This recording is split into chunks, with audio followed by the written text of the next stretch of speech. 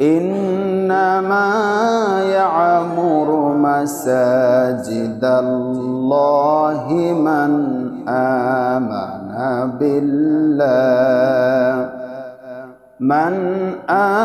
آمن بالله واليوم الآخر وأقام الصلاة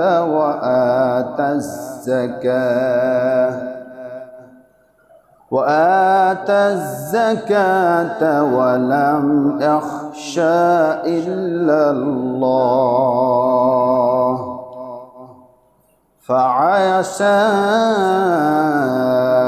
أولئك أن يكونوا من المهتدين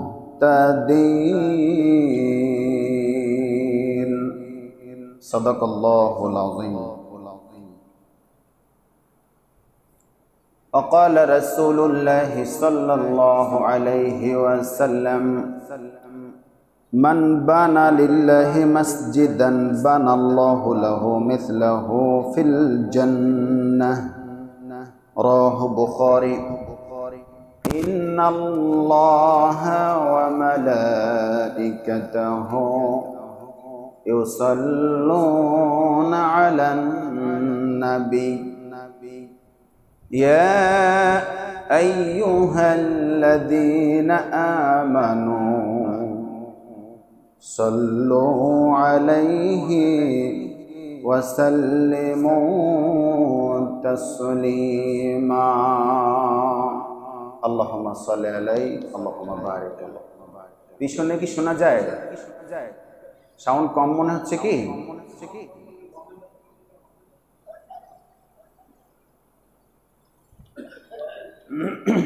সম্মানিত হাজিরিন, খুতবার শুরুতে মহান রবের শুকরিয়া জ্ঞাপন করছি। আমরা সবাই বলি আলহামদুলিল্লাহ। তারপরে তার ওই প্রেরিত রাসূল বিশ্ব মানবতার দিশারি সাইয়্যিদুল মুরসালিন খাতামান নবিয়্যিন আহমদ মুস্তাফা মুহাম্মদ মুস্তাফা, সকলে বলি সাল্লাল্লাহু আলাইহি ওয়াসাল্লাম। নবী পাকের রূহ মুবারকে অগণিত দুরূদ ও তাসলিমা বর্ষিত হোক। আল্লাহুম্মা সাল্লি আলাইহি আল্লাহুম্মা বারিক আলাইহি। শহীদদের মাগফিরাত কামনা করছি। আমরা সবাই বলি আল্লাহুম্মা আমিন। এখন কি শোনা যায়? জি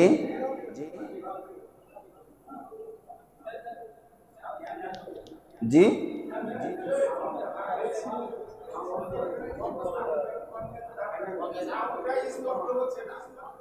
না হওয়ার পিছনে কারণ একটু আছে, এটা পরবর্তীতে ঠিক করা হবে। সময় ছিল না, একটু কষ্ট হলেও শুনতে হবে। সম্মানিত হাজিরিন, মহান আল্লাহ পাকের ইচ্ছায় আমরা যারা শত ব্যস্ততায় আসতে পেরেছি, আমরা খুশি তো ইনশাআল্লাহ? আলহামদুলিল্লাহ। আমি আপনাদের সম্মুখে সূরা তওবার 18 নম্বর আয়াতে কারিমা তেলাওয়াত করেছি।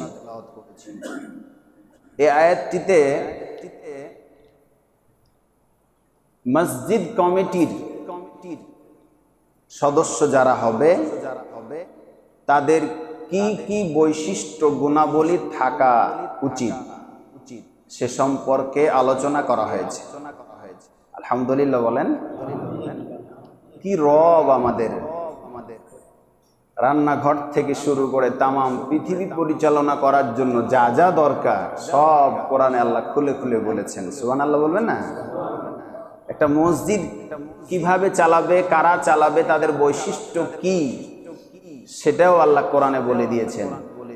এই বৈশিষ্ট্যগুলো যদি মসজিদ কমিটির সদস্যদের না থাকে তাহলে পারে তারা হেদায়েত প্রাপ্ত হবে না। শেষের দিকে আল্লাহ বলেছেন এরা হেদায়েত প্রাপ্ত হবে না এবং কোনো যোগ্যতাই নেই তাদের, যাতে তারা দায়িত্বেই না আসে এই গুণাবলীগুলো যদি না থাকে।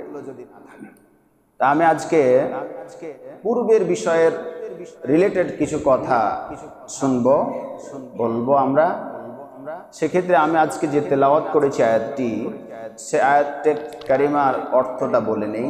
আল্লাহ সুবহানাহু ওয়া তাআলা বলছেন, মসজিদের আবাদ করবে তো তারাই, মসজিদকে আবাদ করবে, দেখাশোনা করবে, মসজিদের অ্যারেঞ্জমেন্টের দায়িত্বে থাকবে তারা, যাদের মধ্যে 5টি গুণ রয়েছে। কয়টি গুণ? মুহাব্বত দিয়ে বলেন কয়টি?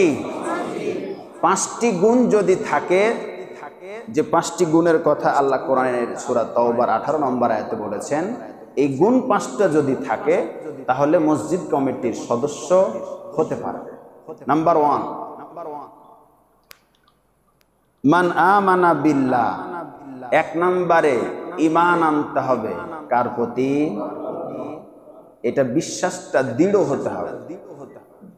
আমরা তো যতই যাই করি না কেন মনে করি যে আমরা আল্লাহকে মানি, ঈমান এনেছি, কিন্তু অনেক সময় বেঈমানি কাজও হয়ে যায়। পরিপূর্ণ ঈমান, একনিষ্ঠ ঈমান আল্লাহর প্রতি আনা, অনেক লম্বা ইতিহাস এবং ঘটনা ব্যাখ্যা রয়েছে, সেই দিকে যাব না। 2 নম্বরে ওয়াল ইয়াউমিল আখির, পরকালের প্রতি বিশ্বাস। 2 নম্বরে কি? পরকালের প্রতি তথা আখিরাতের প্রতি পূর্ণ বিশ্বাস রাখা। 3 নম্বর হচ্ছে ওয়া আকামাস সালাহ, নামাজ প্রতিষ্ঠিত করা, নামাজ কায়েম করা, তাদের দ্বারা যাতে নামাজ কায়েম হয়, প্রতিষ্ঠিত হয়, এটা হচ্ছে 3 নম্বর গুণ বা বৈশিষ্ট্য। নাম্বার 4 ওয়া আতাজ যাকাহ, যাতে তারা যাকাত প্রতিষ্ঠিত করে। তারা তো নিজেরাই দেবে, সামাজিকভাবে যাতে যাকাত প্রতিষ্ঠিত হয়, কায়েম থাকে, কায়েম হয়, সেজন্য চেষ্টা করা। সর্বশেষ 5 নাম্বার হলো ওয়ালাম ইয়াখশা ইল্লাল্লাহ, আল্লাহ ছাড়া কাউকে পরোয়া না করা, ভয় না করা। জোরে বলেন সুবহানাল্লাহ। কয়টি গুণ?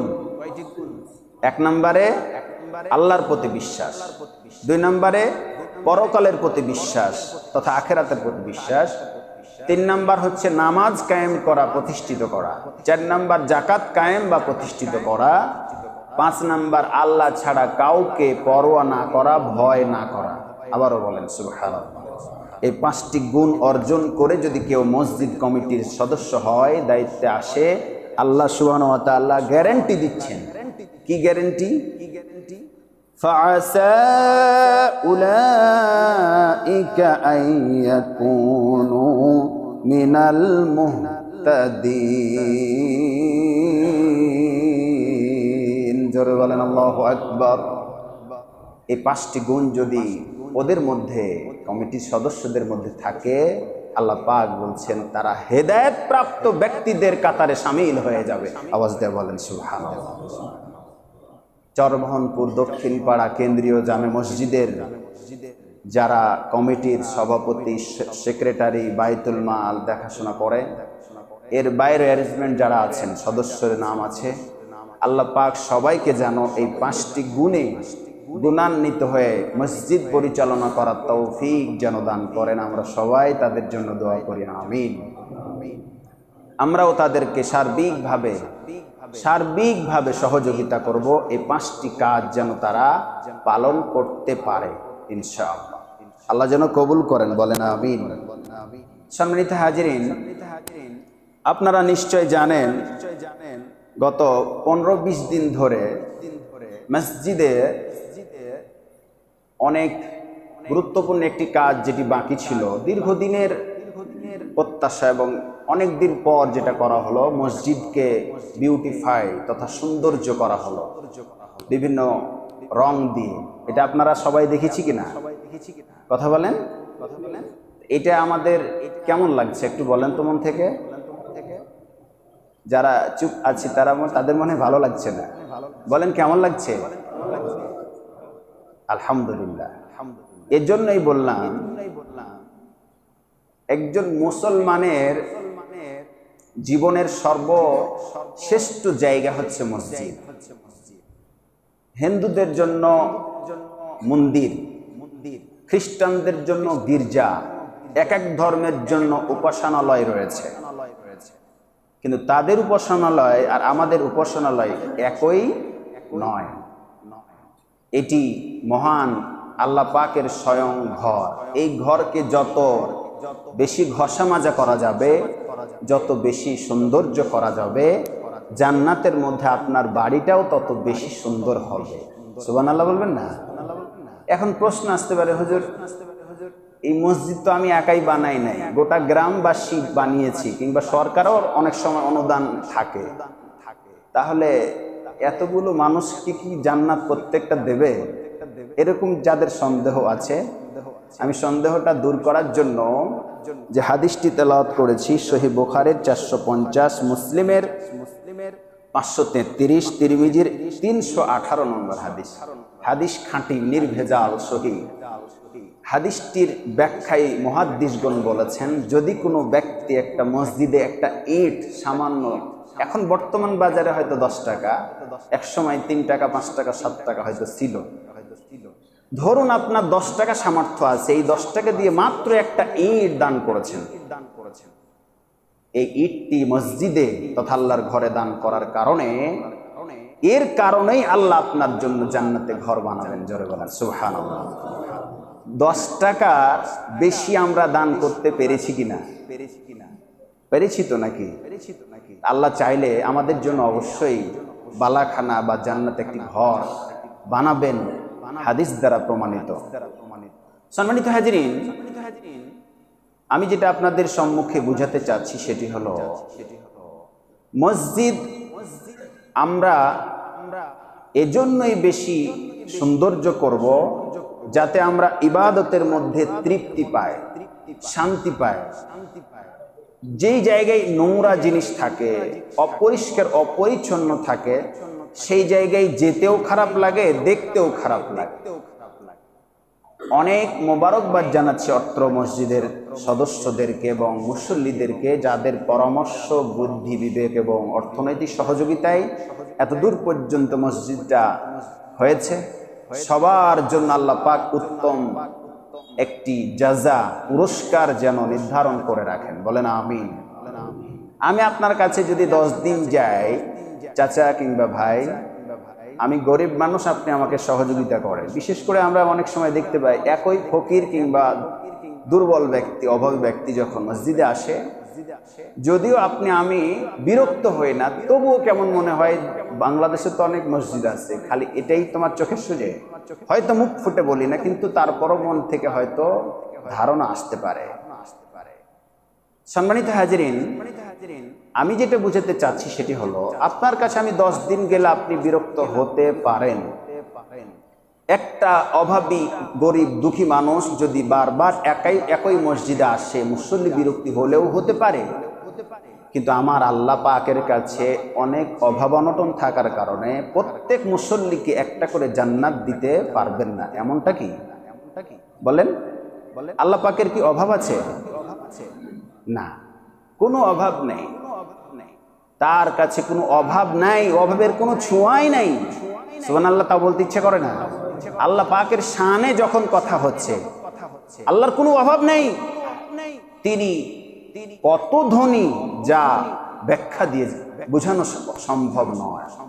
সুতরাং প্রত্যেককে যদি আল্লাহ একটা করে জান্নাত দেন, তাহলে পার আল্লাহ পাকের কোনো লস নেই, কোনো কমতি নাই, কোনো ঘাটতি নেই। আওয়াজ দিয়ে বলেন সুবহানাল্লাহ।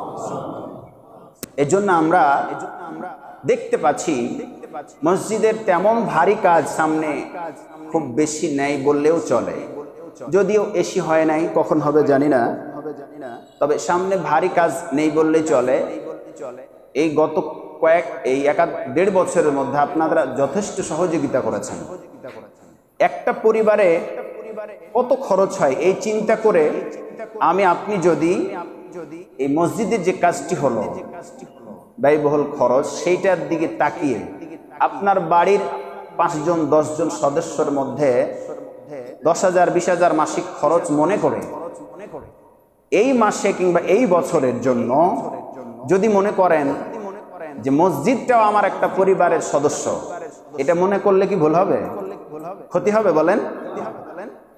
এটা যদি মনে করে আমরা সকল ফ্যামিলি থেকে যদি একটা ছোট্ট সহযোগিতা করি, তাহলে আমাদের আর, অর্থাৎ আপনাদের কোনো আর ঘাটতি থাকবে না। যে কটা টাকা ব্যাংকে জমা ছিল থাকবে ইনশাআল্লাহ, পরবর্তীতে কোনো কাজে হয়তো লাগানো যেতে পারে। আমি চাই সকলের মুখে হাসি ফুটুক, সবাই স্বাচ্ছন্দ্যে কিছু সহযোগিতা আল্লাহর এই ঘরে আপনারা দান করবেন, এটা আপনাদের প্রতি বিনয়ের অনুরোধ। সম্মানিত হাজিরিন, পরিবারের প্রত্যেকেই এখন অনেকেই বিভিন্ন বালা মুসিবত লেগেই আছে। অসুখ বিসুখ ছাড়া মানুষ বা পরিবার নেই বললেই চলে। এটা কি ভুল কথা বলেন? সর্দি জ্বর ঠান্ডা তো কোনো অসুখই না, এর চাইতে বড় বড় অসুখ মানুষের হয়ে যাচ্ছে, মানুষ মারা যাচ্ছে। হাজার হাজার বললে ভুল হবে, লাখ লাখ টাকা পর্যন্ত খরচ করছে। আমার এক আত্মীয়র মধ্যে জাস্ট বাসায় ট্যাপের পাশে পড়ে গিয়ে এই জায়গার একটা জয়েন্টে কি আঘাত পেল, অলরেডি 2.5 লক্ষ টাকা খরচ হয়ে গেছে, তবুও হুইল চেয়ার ছাড়তে পারেনি। জাস্ট একটা উদাহরণ দিলাম। আপনার আমার ঘরে, আপনার আমার পরিবারও এরকম ঘটনা আল্লাহ যদি দিয়ে দেন, কিচ্ছু করার নেই। সম্মানিত হাজিরিন, দান এবং সাদকার ব্যাপারে হাদিসে এসেছে, যদি কোনো ব্যক্তি দান করে বা সাদকা করে, তাহলে তার আপদ বিপদ মুসিবত বালা মুসিবত আল্লাহ তার জীবন থেকে, পরিবার থেকে দূর করে দিবেন। সুবহানাল্লাহ বলেন না? তাহলে আপনার 1,000 টাকা, 5,000 টাকা, অল্প কিছু সহযোগিতা আপনার অনেক বেশি বালা মুসিবত দূর করার কারণ হয়ে যেতেও পারে। বালা মুসিবতের মধ্যে অনেক ব্যাখ্যা রয়েছে। আপনি হয়তো এখন সুস্থ, 5 বছর পর এমন অসুস্থ আপনার জীবনে বা লাইফে, আপনার জীবনে আল্লাহ লিখে রেখেছেন। ভবিষ্যৎ তো কেউ আমরা জানি না। আপনার 5 বছর পরে এমন বালা মুসিবত আল্লাহ লিখে রেখেছিলেন আপনার জীবনের ডায়েরিতে। যখন আপনি অল্প কিছু হলো আল্লাহর রাস্তায়, ইসলামের পথে যখন ব্যয় করবেন, এই ব্যয় করার কারণে আপনার জীবনের ডায়েরি থেকে, জন্ম থেকে মৃত্যু পর্যন্ত এই যে ডায়েরি, এটা আল্লাহ পাক কিরামান কাতিবিন লিখতেছেন। এই ডায়েরির আমল নামায়, জীবনের ডায়েরি থেকে যে বিপদটা মুসিবতটা, হয়তো একটা অ্যাক্সিডেন্ট ছিল অথবা একটা বড় ধরনের বিপদ আপনার লেখা ছিল 5 বছর 10 বছর পরে, সেই বিপদটা মুসিবতটা বালাটা আপনার এই দানের কারণে আল্লাহ চাইলে মুছে দিতে পারেন। আওয়াজ দিয়ে বলেন সুবহানাল্লাহ। এটা হাদিসের ব্যাখ্যা। সম্মানিত হাজিরিন, আজকে আমরা বিপদে পড়লে অনেক সহযোগিতার হাত বাড়িয়ে দেয় মানুষ, কিন্তু কিয়ামতের দিন এমন একটা দিন, যেই দিন নিজের সন্তান তার পিতাকে ভুলে যাবে, পিতা তার সন্তানকে ভুলে যাবে। যেই সন্তানের জন্য আজ কপালের ঘাম পায়ে ফেলে দিনের পর দিন, রাতের পর রাত, দিনকে দিন নয়, রাতকে রাত নয়, পরিশ্রমের পর পরিশ্রম করতে করতে জীবন শেষ হয়ে গেল, পাটখড়ির মতো আপনি হয়ে গেলেন। জীবনের আর কিছু চাওয়া পাওয়া নাই, শুধু খাটতে খাটতে শেষ। সেই মহব্বতের সন্তানটা সেদিন দাঁড়ানোর সুযোগ পাবে না। দাঁড়াবে না বিষয়টা এমন তো নাই, দাঁড়ানোর পরিবেশ পাবে না, দাঁড়ার সুযোগ পাবে না। এটা আল্লাহ পাকের একটা নির্দেশ। এমন কঠিন বিভীষিকাময় দিন চলে আসবে, যেই দিন সন্তান বাবার পাশে দাঁড়ানোর খেয়ালই রাখবে না, নিজের নফসের কথায় চিন্তা করে সব ভুলে যাবে। সামনে দেখতে পাবে তবুও স্বীকার করবে না যেটা আমার বাবা। চিন্তা করেছেন? কিয়ামতের ময়দানটা হবে এমন একটা ময়দান, এমন একটা দিন। সম্মানিত হাজিরিন, এমন মুহূর্তে যদি আপনার জন্য সহযোগিতা কেউ করে দেয়, তাহলে আপনার জীবন ধন্য না ব্যর্থ বলেন তো? এতটাই ধন্য, আপনি খুশিতে আত্মহারা হয়ে যাবেন। আরে যেই দিন আমার সন্তান পাশে নাই, স্ত্রী পাশে নাই, মা নাই, বাবা নাই, কাছে নাই, কোনো কিছুই পাশে নাই, সেই দিন আপনার তেলাওয়াত করা কোরআন জমা রয়েছে, কোরআন সেদিন সামনে আপনার দাঁড়িয়ে যাবে। সুবহানাল্লাহ বলবেন না? সেই দিন আপনি যে নামাজগুলো পড়তেছেন, সিজদায় কপালের চিহ্ন পড়ে গেছে, এই নামাজ আপনার সুপারিশ করবে, আল্লাহকে বলবে, আল্লাহ এই লোকটি আমাকে সারাটা জীবন নামাজ পড়েছে। দান সাদকা আপনার পাশে দাঁড়িয়ে গিয়ে সুপারিশ করবে, সহযোগিতা করবে। আল্লাহ আমাকে প্রচুর পরিমাণে দান করেছে, এই দানটা তার অ্যাকাউন্টে জমা ছিল, এর বিনিময়ে তাকে এভাবে কল্যাণমূলক যে কাজগুলো, ওসিলাগুলো, এগুলো যখন আপনার আমলনামায় ভালো কিছু আমলনামায় লেখা থাকবে, সেগুলো দেখে দেখে আপনার কিয়ামতের ময়দানটা অর্থাৎ হিসাবটা সহজ হয়ে গিয়ে জান্নাতের স্থায়ী জান্নাত আল্লাহ ব্যবস্থা করে দিবেন। জোরে বলেন সুবহানাল্লাহ।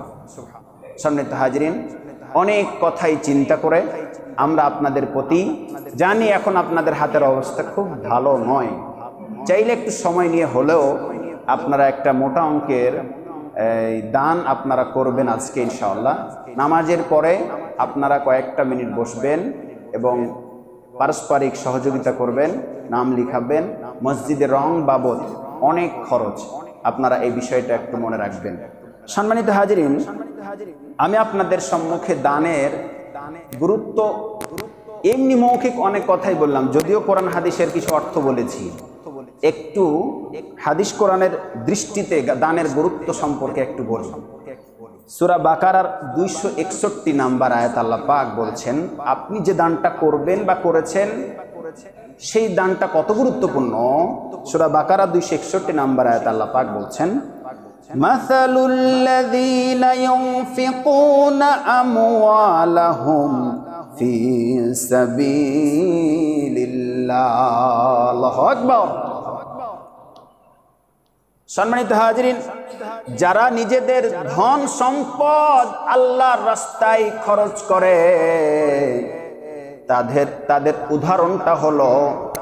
উদাহরণটা হলো একটা বীজের ন্যায়। বীজ, ধরুন আপনি কোনো একটা ফলের বীজ মাটিতে রোপণ করলেন, রোপণ করার সঙ্গে সঙ্গেই 2-4 দিন পর যখন ওই বীজটা জমিন গেড়ে বের হয়, এই গাছটার যত্ন আমি আপনি যদি নিতে পারি, একদিন না একদিন সেই বীজ থেকে বড় একটা গাছে পরিণত হতে পারে কিনা? শুধু গাছ নয়, অনেকগুলো ডালপালাই ছড়িয়ে যাবে। কথা বলেন ঠিক কিনা? প্রচন্ড রকমের অনেকগুলো ডালপালা ছড়িয়ে যাবে। মাত্র একটা বীজ ছিল, একটা মাত্র বীজ রোপণ করার কারণে সময়ের ব্যবধানে অনেকগুলো ডালপালাই ছড়িয়ে যাওয়ার পরে একটা ফল নয়, ছিল একটা ফলের একটা বীজ। এই একটা বীজ থেকে অনেকগুলো ফল ধরা শুরু হবে, যেই ফলগুলো আপনি আমি খেয়ে তৃপ্তি লাভ করতে পারি।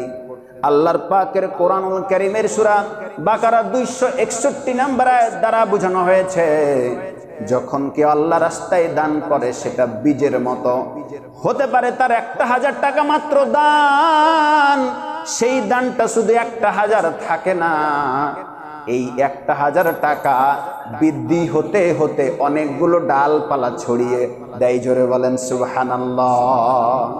বীজ রোপণ করার পরে একটা সময় অপেক্ষা করার পরে যেমন ফল ভোগ করা যায়, আজকে আপনি যেই টাকাটা দান করবেন, মৃত্যুর পরে এত পরিমাণ ডালপালায় ছড়িয়ে থাকবে আপনি বিশ্বাস করতে পারবেন না। আমি তো মাত্র 1000 টাকা দান করেছিলাম সেই দিন মসজিদের রং বাবদ, এতগুলো দান আমার আমলনামায় লেখা হলো কেন, কিভাবে হলো? আপনি কল্পনাও করতে পারবেন না, কারণ অসংখ্য অগণিত হাদিস দ্বারা প্রমাণিত হয়, যদি কেউ দান করে সেটা অনেক গুণে বৃদ্ধি পেয়ে যায়। সুবহানাল্লাহ। হযরত আলীর একটা জীবনী থেকে বলি, ফাতেমা একটা আপেল কিংবা বেদানা খেতে চেয়েছেন। আলী দৌড়ে বাজারে গেলেন, বেদানা নিয়ে আসার প্রতিমধ্যে একজন ফকির কিংবা অভাবী হাত পেতে চাইছেন, আলী তোমার কাছে কিছু থাকলে দাও। আলী দ্রুত সেই জিনিসটা আল্লাহ রাস্তায় দিয়ে দিলেন আল্লাহর নামে।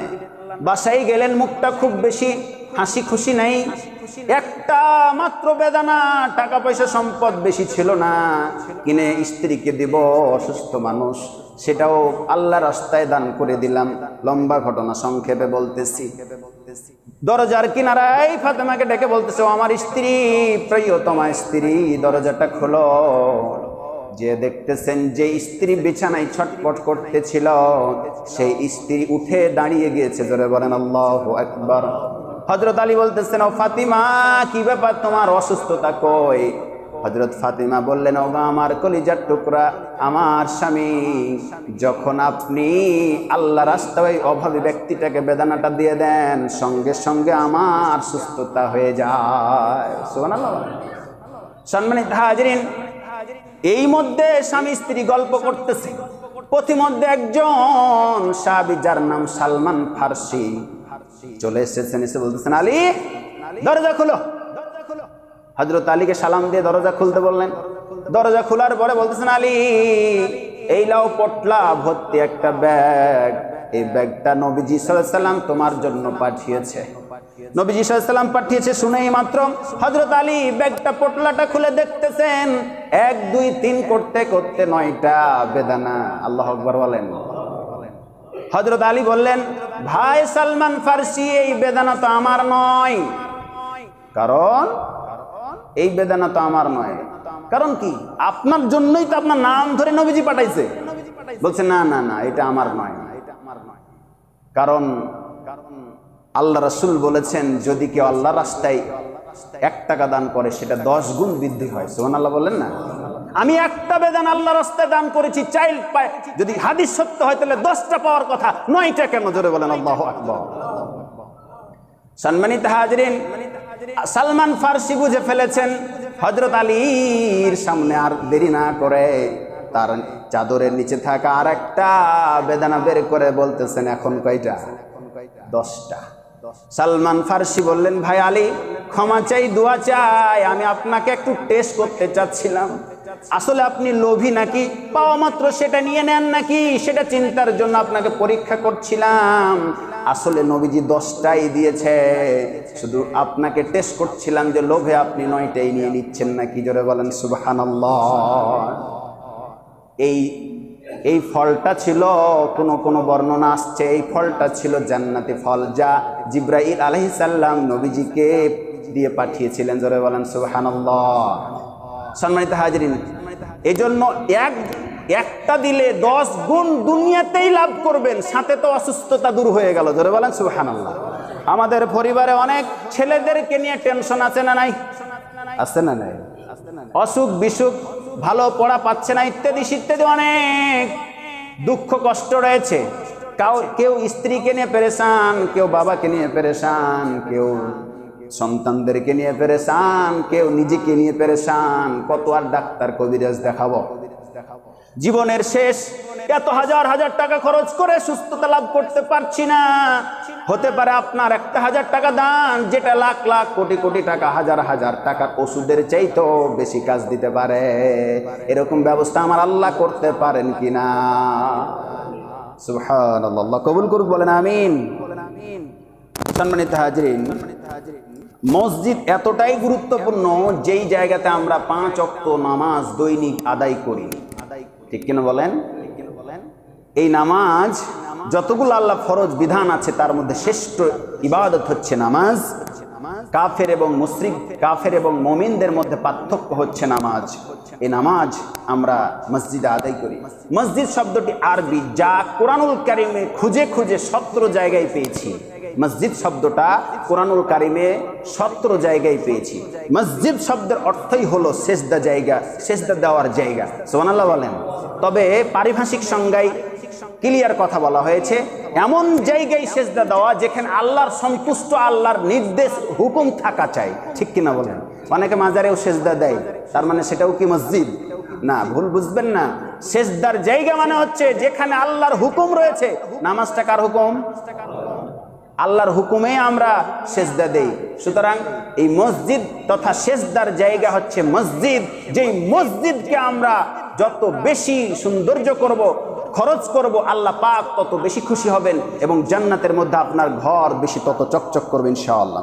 সম্মানিত হাজিরিন, মসজিদ সাধারণত 2 প্রকার, একটা হচ্ছে জুমার মসজিদ আর একটা হচ্ছে অক্তিয়া মসজিদ। তবে গোটা পৃথিবীটাকেই আল্লাহ রাসূল সাল্লাল্লাহু আলাইহি ওয়াসাল্লাম আল্লাহ পাকের পক্ষ থেকে মেসেজ পেয়েছেন, তাম পৃথিবীটাই হচ্ছে মুসলমান মুমিনদের জন্য মসজিদ। জোরে বলেন সুবহানাল্লাহ।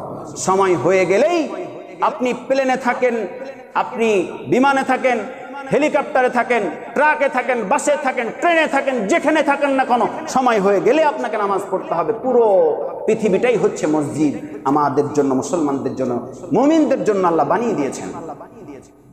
তবে বুখারীর 6229 নম্বর হাদিস থেকে পাওয়া যায়, এছাড়া আরো কয়েকটা হাদিস এসেছে, কয়েকটা জায়গায় নামাজ পড়ার না মানে পড়া যাবে না বলে মর্ম দিয়েছে। কবরস্থান, গোসলখানা, উট বাঁধার স্থান, আজাবের স্থান, ব্যস্ত রাস্তায় এগুলোতে নামাজ পড়া উচিত নয়, পড়া যাবে না হাদিসে এসেছে।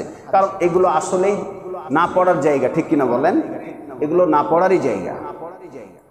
সম্মানিত হাজিরিন, আমি অনেক কথা বলার জন্য নোট করে এসেছিলাম। বিশেষ করে আমাদের তাম পৃথিবীর বুকে 4টি মসজিদ যা অত্যন্ত গুরুত্বপূর্ণ, সেই 4টি মসজিদের গুরুত্ব সম্পর্কে আলোচনা করতাম, কিন্তু সময় যেহেতু শেষ, আগামী দিন সময় পেলে ইনশাআল্লাহ বলা হবে। আজকের মতো এখানেই শেষ করতে চাই। খুতবা শেষ, তারপর আপনারা সবাই বসবেন।